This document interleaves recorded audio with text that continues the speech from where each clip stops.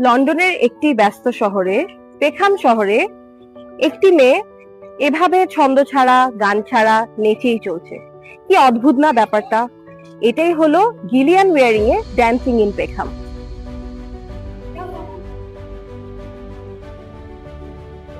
মেয়েটি কোনো ভয় ছাড়া নেচে চলেছে, কে দেখছে বিবেচনা করছে না। হয়তো মেয়েটি তার সামাজিকতার মুখোশ খুলে বের করেছে।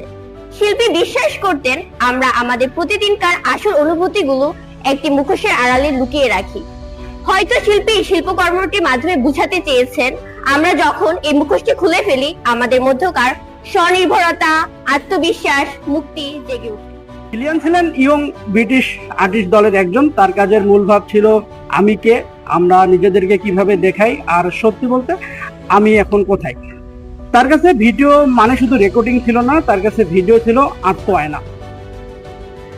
আমাদের এই ভিডিও আর্টটিতে আর্টিস্ট যেভাবে নেচেছেন তাকে দেখে মনেই হতে পারে যে সে হয়তো ছন্দ ছাড়া কিংবা আত্মভোলা অথবা পাগল। তবে কোনো মানুষ কি পাগল কিনা নাকি স্বাভাবিক, এই বিষয়টা কি একেবারে আপেক্ষিক নয়? এখানে আমার মনে হয়েছে আর্টিস্ট তার নিজের জন্য, ক্যামেরার জন্য নয়, কিংবা আশেপাশে তাকে যারা দেখছে কারো জন্যই নয়, বরং তার নিজের মনের প্রশান্তির জন্য, তার ভেতরের আত্মকথা প্রকাশ করবার জন্য এবং তার মনের ভেতরের সুরের জন্য উনি উন্মাদের মতো নেচে গিয়েছেন। আমি দেখেছি শান্তি, বাস্তবতার আওয়াজের মাঝেও সে নিজের ছন্দ খুঁজে নিচ্ছে, যা এক প্রকার ধ্যানের মতো। আমি ভাবলাম ওটা একটা নাটক মঞ্চ, আমরা সবাই প্রতিদিন কোনো না কোনো ভাবে অভিনয় করি, কিন্তু নাচটা আমাদের অভিনয়ের সেই হাস্যকর দিকটা দেখায়, কতটা অপ্রয়োজনীয় মুখোশ নিয়ে বাঁচি আমরা। আমার কাছে আর্টিস্টের এই নাচ নিঃসঙ্গতার প্রতিচ্ছবিও মনে হয়েছে। এত জনসমাগমের ভিড়েও আমরা প্রত্যেকেই যেন নিজের ধ্যানে মগ্ন, নিজের জগতে হারিয়ে। আমার কাছে এটাই নারীর স্বাধীনতার প্রকাশ। সে নিজের মতো করে গড়ে নিয়েছে নিজের মনের ইচ্ছে, নিজের বাঁচার উপায়। এটাই তার সাহস এবং এটাই তার শক্তি।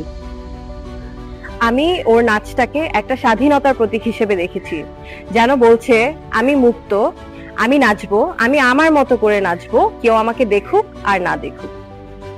ওয়ারিং বলেছেন মানুষ কিভাবে নিজেকে পৃথিবীর সামনে উপস্থাপন করে আর তার ভিতরে কি আছে তার সম্পূর্ণ তার নিজস্ব আগ্রহের জায়গা। এই ভিডিও ঠিক সেই সীমানাটাকে ঝাপসা করে দেয়।